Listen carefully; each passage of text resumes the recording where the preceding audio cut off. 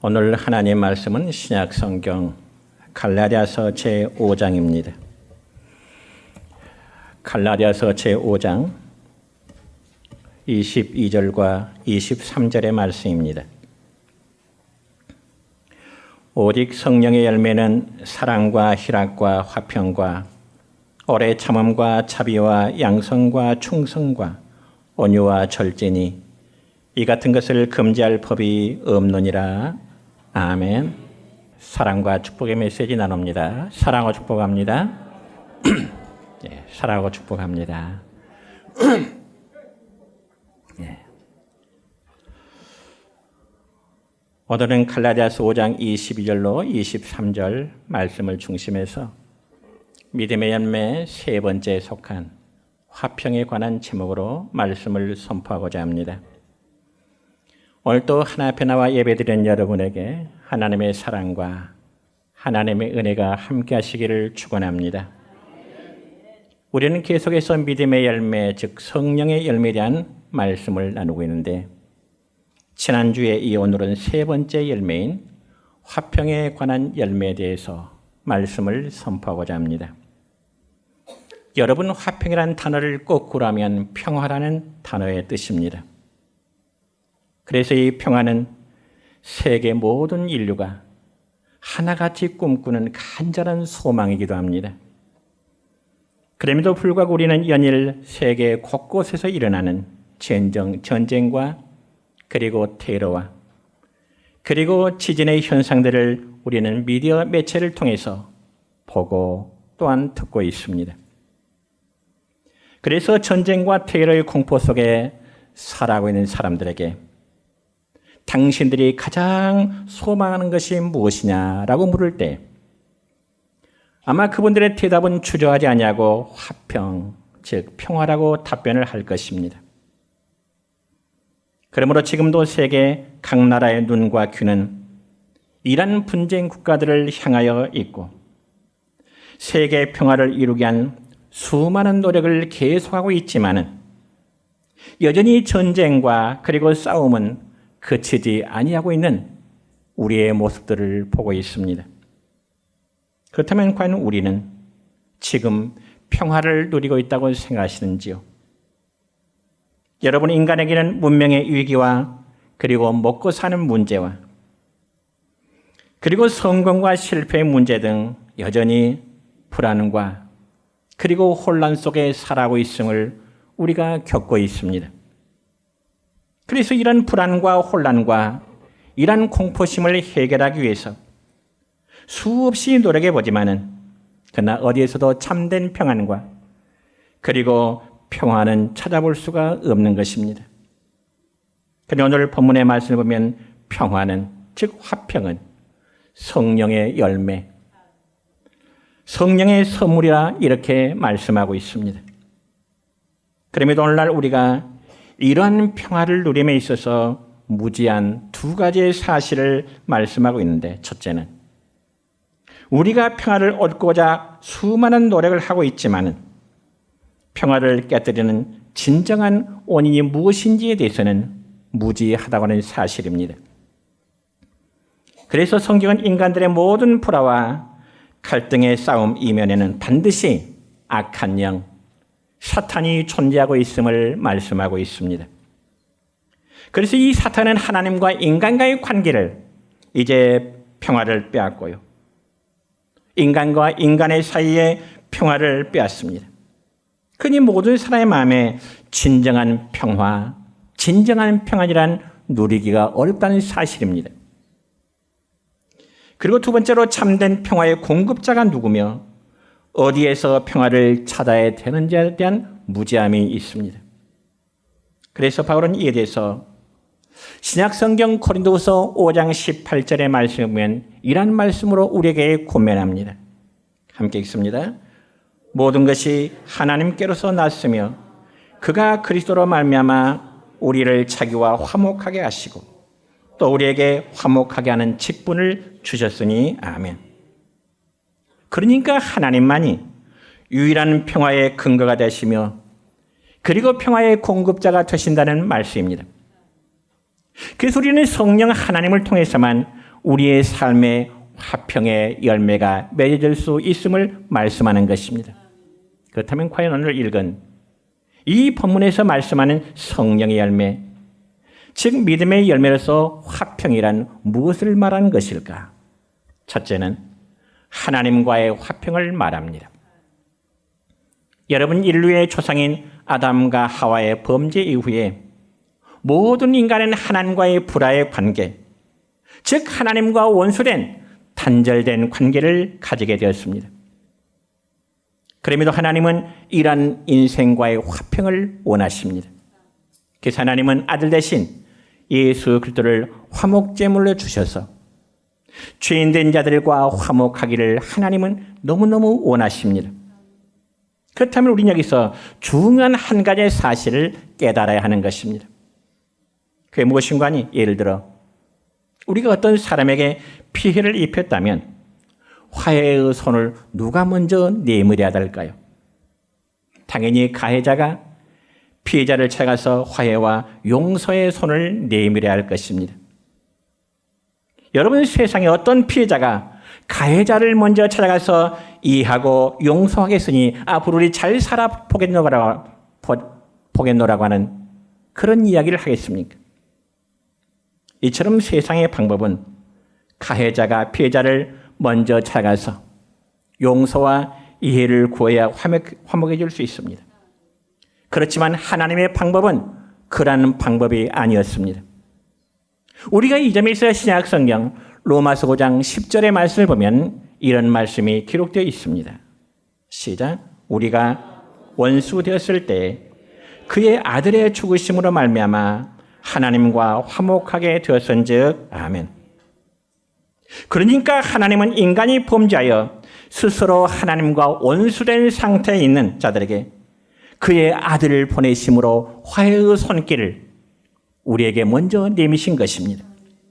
그래서 그 아들을 믿도록 하신 것입니다. 그러므로 하나님이 인간을 향한 요구는 너무너무 간단합니다. 인간이 진정한 평화를 얻고자 한다면 무엇보다도 하나님과의 관계를 회복하고 그분과 화평을 누리는 삶으로 살도록 말씀하는 것입니다. 예를 들어 여러분, 가정의 진정한 행복과 평화는 어떨 때 이루어질까요? 관계가 회복될 때 이루어지게 되는 것입니다. 예를 들어 여러분, 부부가 백날 싸우다가도 어느 순간에 서로 이해하고 받아들이면 관계가 회복되어지고 행복해지는 것과 마찬가지인 것입니다. 그래서 이는 마치 물고기가 물을 떠나서는 살 수 없듯이 모든 인간은 하나님이 만드셨기에 하나님 안에서만 참된 안식과 하나님 안에서만 참된 평안이 있는 줄을 믿으시길 바랍니다. 이에 대해서 믿음의 사람 욥은 구약성경 욥기서 22장 21절에서 22절까지 말씀을 보면 이란 말씀을 우리에게 주고 있습니다. 시작. 너는 하나님과 화목하고 평안하라. 그리하면 복이 네게 임하리라. 청하건대 너는 하나님의 입에서 교훈을 받고 하나님의 말씀을 내 마음에 두라. 아멘. 하나님의 말씀을 내 마음에 두라. 여러분, 참된 안식과 평화와 화평은 우리 모두가 온전히 전능자 하나님께 돌아가 우리의 모든 죄됨을 그분 앞에 자백하고요, 참된 구원을 얻을 때 가능한 것임을 여러분 믿으시기를 축원합니다. 여러분, 인간은 범죄함으로 인해서 스스로 하나님과 원수된 삶을 살아가게 되었습니다. 그리고 하나님과는 관계가 단절된 그런 삶으로 살았습니다. 그런데 예수님께서는 단절된 인간과 하나님과의 관계를 연결시키기 위해서 그분은 십자가에서 인간의 중보자로 십자가에 달리시게 된 것입니다. 그 결과 하나님과 인간 사이는 다시금 교제할 수 있는 화평이 이루어지게 된 것입니다. 여러분, 그 말씀에 대해서 우리는 신약성경 에베소서 2장 14절부터 16절까지의 말씀을 보면 이러한 말씀이 우리에게 답을 줍니다. 시작. 그는 우리의 화평의 신지라. 둘로 하나를 만드사 원수된 것 그 중간에 막힌 담을 자기 육체로 허시고 또 십자가로 이 둘을 한 몸으로 하나님과 화목하게 하려 하심이라. 아멘. 그렇습니다. 여러분, 예수님은 자신의 몸을 통해서 하나님과 인간 사이에 막힌 죄악의 담을 헐어버리시고요, 하나님과 화평할 수 있는, 하나님과 화목할 수 있는 그 길을 열어놓으신 것입니다. 그래서 우리는 예수님을 중보자라 그렇게 부르고, 예수님은 우리에게 화평을 주시는 분이라 그렇게 믿고 있는 것입니다. 그리고 두 번째로 성령의 열매로서 화평이란 내적인 평화를 말하는 것입니다. 여러분, 오늘날 인간이 가지는 가장 큰 문제는 이 내적인 평안이 사라져가고 있다는 것입니다. 그래서 사람들은 이러한 내적인 평안을 얻기 위해서 다양한 방법들을 찾고 있지요. 어떤 사람은 많은 재물을 모으기도 할 것이고요, 세상적인 큰 성공을 이루기도 할 것이고요, 또한 어떤 사람들은 사람들 가운데 비중 있는 사람이 되고 또 사람들에게 인정받는, 인기를 얻는 그런 삶으로 살고자 하는 사람이 있습니다. 그런 모든 것들을 얻게 되면 진정한 내적인 평화, 내적인 자유함이 있을까요? 거기에 답은 그렇지 않다는 것입니다. 그 증거로 여러분, 어떤 사람은요, 큰 사업가로서 성공하고 어떤 분은 교육가로서 세상에 알려진 분들이 어느 날 갑자기 자살이라는 극단적인 길을 선택하는 그런 안타까운 소식들을 우리는 전해 듣기도 합니다. 왜 그럴까요? 왜 그럴까요? 답은 너무나 간단합니다. 그들의 마음속에 세상적으로는 성공하고 부유함을 갖추었지만은 내적인 평안이 없었기 때문에 그렇습니다. 세상적인 부와 명성이 결코 인간에게 참다는 행복과 평안을 안겨다 주지는 못한다는 것입니다. 그러므로 인간의 삶에 있어서 좋은 직장이나 그리고 훌륭한 집이나 건강과 꿈의 성취와 같은 것이 전부라면 그것을 잃어버릴 때 우리의 인생은 허무할 수밖에 없습니다. 내면은 끝없이 불안하고요, 이제 흔들릴 수밖에 없는 것입니다. 그러므로 여러분, 저와 여러분, 우리의 모든 삶을 가장 평안하게 할 수 있는 비결은 하나님께서 주시는 그 평안 가운데 살아가는 것임을 믿으시길 바랍니다. 그래서 이사야 선지자는 이스라엘 백성들에게 이사야서 26장 3절의 말씀을 보면 이러한 메시지를 주고 있습니다. 무엇일까요? 시작. 주께서 심지가 경고한 자를 평강하고 평강하도록 지키시리니 이는 그가 주를 신뢰함이니이다. 아멘. 그렇다면 우리 성도들이 우리의 내적인 평안을 이루기 위해서 가져야 될 올바른 자세는 과연 무엇일까요? 당연히 예수 그리스도와 화목하고 그분과 하나됨과 기쁨을 유지하는 것뿐일 것입니다.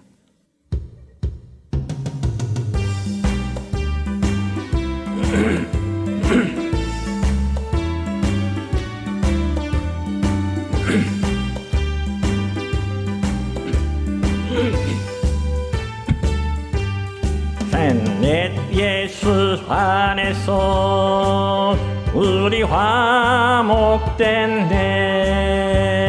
예수 안에서 우리 화목됐네. 하나님의 영광 함께 누릴 소망 있네. 할렐루야. 예수 안에서 우리 화목됐네. 예수 안에서 우리 기뻐하네. 예수 안에서 우리 기뻐하네. 하나님의 영광 함께 누릴 소망 있네. 할렐루야. 예수 안에서 우리 기뻐하네. 예수 안에서, 예수 안에서 우리 사랑하네. 예수 안에서 우리 사랑하네.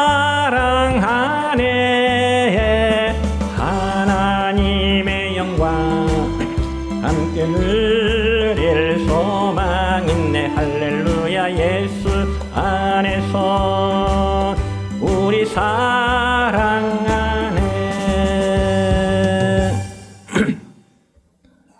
여러분, 우리 성도들이 내적인 평안을 누리기 위해서는 첫째는 삶의 소리의 모든 염려를 스스로 제거해 나가야 되는 것입니다. 여러분, 우리의 마음속의 평안과 염려는 서로 배타적인 관계가 있다는 사실을 우리는 늘 기억해야 됩니다. 그래서 이 염려라는 말의 원래 의미는 마음이 찢어져서 나누어진 상태, 이게 바로 염려라는 단어의 원래 의미입니다. 그러니까 마음이 찢어지고 나눠진 상태니 삶이 얼마나 불안하겠습니까? 저와 가까이 지내는 목사님 한 분은 당신의 친아들 딸이 있지만 오래전에 딸아이 하나를 입양해서 기르고 있습니다. 물론 입양할 당시 딸의 나이는 4살쯤이었지만 지금은 그 아이가 외국에 나가서 대학에 다니고 있습니다. 근데 그 아이를 처음 입양했을 때 4살짜리의 어린아이의 마음이 얼마나 마음이 찢어졌던지 새로운 엄마의 곁을 잠시라도 떨어지려고 하질 않는 겁니다. 그래서 같이 앉아있다가도 새엄마인 사모님이 잠깐이라도 자리에 일어서면 소스라치게 놀라면서 울어대는 거예요. 왜 그럴까요? 자기를 낳은 엄마가 자기를 버린 것처럼 새엄마도 혹시 자기를 버릴까 하는 아마 그런 불안감, 그런 두려움이 아니었을까 짐작을 해봅니다. 물론 지금은 그 아이가 20대 중반으로 외국에서 유학생활을 하고 있기 때문에 모든 생활의 자유함을 누리고 있습니다. 그와 마찬가지로 여러분, 우리에게도 염려라는 것은 우리의 마음을 갈갈이 찢어 나눠서 불안하게 하는 거죠. 그러면서 미래에 대한 희망을 갖지 못하게 하고 우리의 도움이 되시는 하나님을 바라보지도 못하게 하는 그런 마음이 이 불안과 염려의 마음인 것입니다. 그러니까 염려라는 것은 우리 모두가 경험해 보듯이 백해무익한 것이죠. 그래서 성경에 보니까 이 바울 사도는 빌립보 교회 성도들에게 믿음 생활에 어떻게 하도록 했느냐? 빌립보서 4장 6절의 말씀 볼까요? 이런 말씀이 있습니다. 시작. 아무것도 염려하지 말라. 아멘. 아무것도 염려하지 말라. 여기 염려하지 말라는 언어의 뜻을 보니까 현재 명령형으로 되어 있어가지고 염려를 중단하라, 그런 의미입니다. 염려를 중단하라. 그러니까 다시 말씀드려서 어떤 문제에 대해서 걱정하거나 초조하거나 불필요한 관심을 쏟지 말아라 하는 겁니다.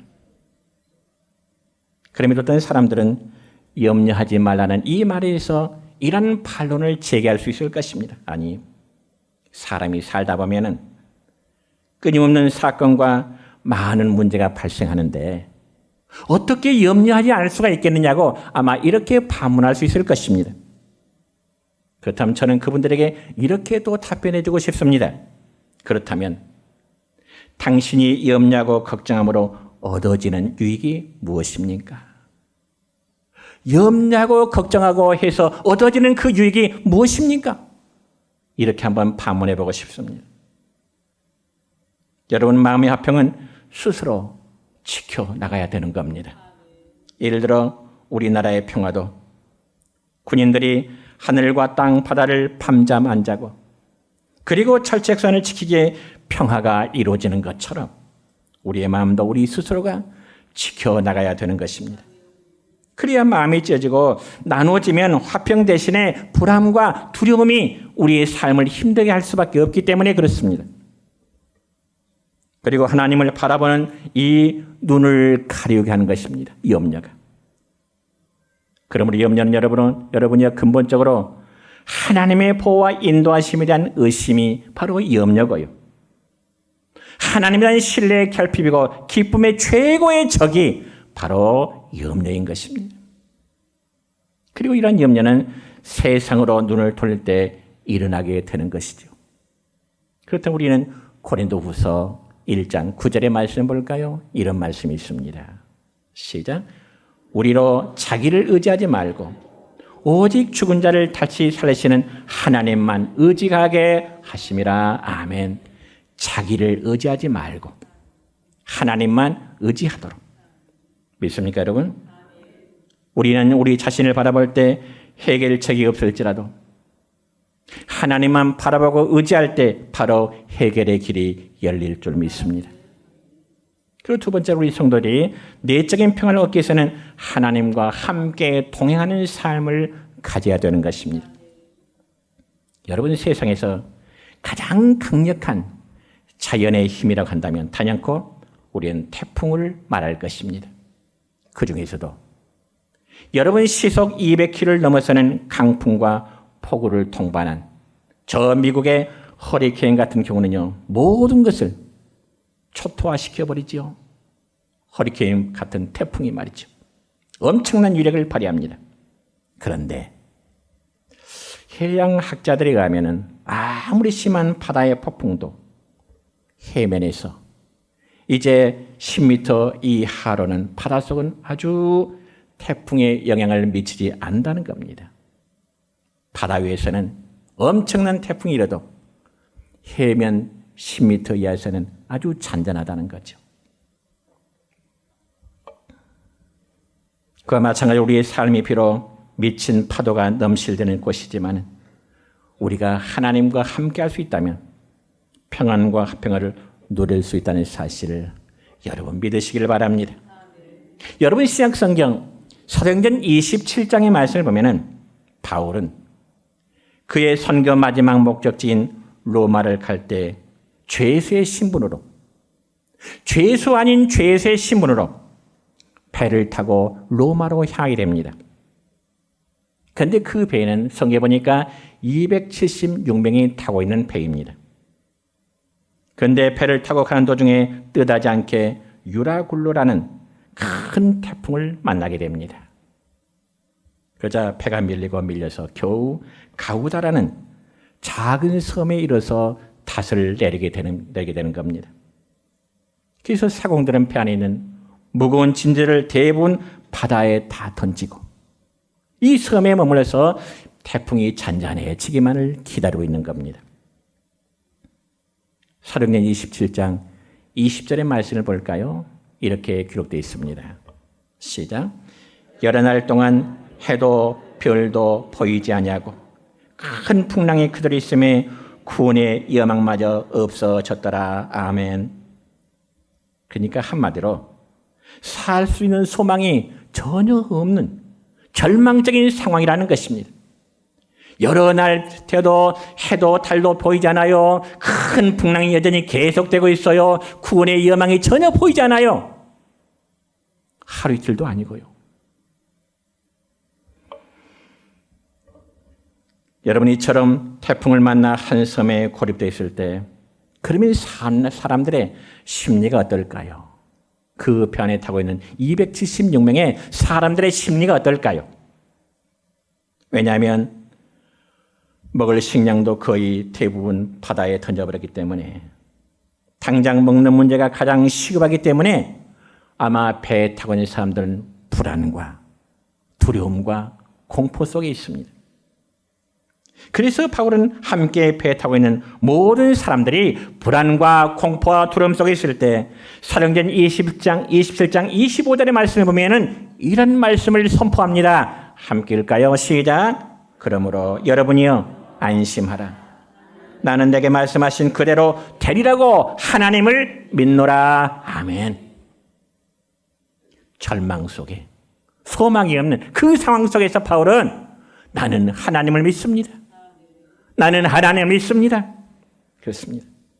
그러니까 위기에 처해서 모든 사람이 불안해하고 있는 상황 속에서도 바울은 자신이 하나님과 함께 동행하고 있다는 사실을 깨달을 때 자신도 안심할 뿐만 아니라 모든 사람들에게도 안심할 수 있도록 힘과 용기를 부여하게 된 것입니다. 사랑하는 성도 여러분이요, 안심하는 곳에는 불안이 사라지고 평안이 이루어지게 될 줄 믿습니다. 그러므로 우리 모두도 하나님과 통행하면서 이러한 내적인 평화와 평안 얻으시기를 축원합니다. 세 번째는 사람들과의 화평입니다. 사람들과의 화평. 여러분, 우리가 살아가다 보면 내 주변의 사람들과 항상 좋은 관계로만 우리가 살아가지는 못합니다. 가장 가까운 부부간의 관계도 그렇고요. 혹은 부모와 자녀 간의 관계도 갈등이 있기 마련이고요. 그리고 가까운 동료나 이웃 간에도 사소한 일로 인해서 올 때는 우리는 갈등을 맞기도 합니다. 그래서 상처를 주고 때로는 상처를 받기도 하죠. 그런데 여러분, 이런 갈등을 조장하는 자에 대해서 성경에서는 바로 마귀라 그렇게 말씀하고 있습니다. 그래서 이 마귀라는 단어가 헬라어로는 디아블로스라는 단어인데 그 뜻은 쳐서 틈을 내는 자 혹은 이간질하는 자. 마귀라는 단어의 뜻이 틈을 내고 이간질하는다 그런 의미입니다. 그래서 마귀는 이처럼 아담과 하와를 유혹해서 하나님과 모든 인간들의 사이를 갈라놓았고요. 하나님을 믿지 못하도록 하게 된 것입니다. 그리고 하나님과 아담 사이를 갈라놓았습니다. 어떻게요? 아담이 그의 아내에 대한 사랑을 고백할 때 이는 내 뼈 중에 뼈, 살 중에 살이라. 그토록 진한 사랑의 고백을 하던 그들이 범죄의 원인에 대해서는 서로 어때요? 변명해요. 당신 탓이야. 당신 탓이야. 뿐만 아니라 마귀는 형과 동생의 사이를 갈라놓아 결국 인류 최초의 살인이라는 픽을 낳게 만들었던 것입니다. 더 나아가서 사탄은 나라와 나라와 인종과 인종의 사이를 갈라놓았고 교회와 교회 그리고 종교와 종교 사이를 갈라놓고 갈등하게 만들고 있습니다. 그러나 성령은 우리 안에서 화평을 이루어 가시는 분이십니다. 하나님을 이루어 가십니다. 하나님과 사람 그리고 사람과 사람 그리고 사람과 자연의 모든 갈라짐과 분쟁과 싸움을 해결해 주신다는 것입니다. 그러면서 사도 바울은 예수 그리스도를 믿어서 성령을 받은 성도로서 이러한 성령의 사역에 동참할 것을 권면하면서 신약성경 로마서 12장 17절과 18절까지의 말씀을 보면 이러한 말씀을 우리에게 권면하고 있습니다. 시작. 아무에게도 악을 악으로 갚지 말고 모든 사람 앞에서 선한 일을 도모하라. 할 수 있거든 너희로서는 모든 사람과 더불어 화목하라. 아멘. 저와 여러분은 마귀의 자녀가 아닌 하나님의 자녀로서 분열과 분쟁과 싸움의 열매가 아닌 화평과 화목의 열매가 될 줄 믿습니다. 만약 우리가 하나님께 속한 자라고 하면서 여전히 싸움과 분열과 분쟁의 중심에 서 있다면 또한 그것을 즐기는 자라면 과연 우리는 우리 각자의 신앙 한번 재점검해 올 필요가 있을 것입니다. 그리고 내 안에 관한 존재가 누구인지에 대해서도 한번 생각해 봐야 됩니다. 분명히 성경에 말씀합니다. 오직 성령의 열매는 오직 화평이라고 말씀하십니다. 이제 마지막으로 성 프란시스 이야기 하나 드리고 말씀을 맺고자 합니다. 여러분, 인류 역사상 가장 비참한 전쟁이라면 중세 시대에 있었던 무려 200년 동안 7년 7차례 있었던 십자군 전쟁입니다. 200년 동안 7차례 있었습니다. 왜냐하면 우리가 이스라엘의 예루살렘이라 그러면 모든 사람들이 성지 순례를 하는 곳인데 그곳에 살고 있던 셀주크 투르크인들이 기독교인들을 이교도로 생각하면서 기독교를 탄압하면서 성지를 찾고자 한 데 생겨난 전쟁이지요. 그러니까 종교라는 명분으로 기독교인들은 예루살렘을 지키려는 반면에 이슬람 교도들은 그 예루살렘을 다시금 탈환하고자 하는 전쟁으로 무수한 피를 흘리게 된 거지요. 인류 역사상 가장 비참한 전쟁입니다. 예루살렘을 서로 탈취하기 위한 그런 전쟁이지요. 종교적인 전쟁입니다. 그러다 보니까 당시의 전쟁으로 아이들은 고아가 되고 여자들은 많은 과부가 생겨나게 되었습니다. 많은 젊은 남자들이 시체가 되었고 가정들은 지옥처럼 파괴되었습니다. 그러다 보니 노인들은 고독하게 되었고 남은 사람들은 상처투성이었습니다. 그러자 그때 프란시스는 이런 기도를 하게 됩니다. 주여, 나를 평화의 도구로 써주소서. 우리 같이 한번 읽을까요? 할까요? 시작.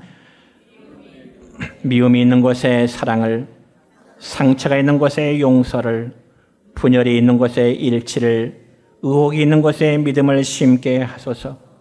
위로받기보다는 위로하며 사랑받기보다는 사랑하며 자기를 온전히 드림으로 영생을 얻기 때문이니 주여 나를 평화의 도구로 써주소서. 아멘.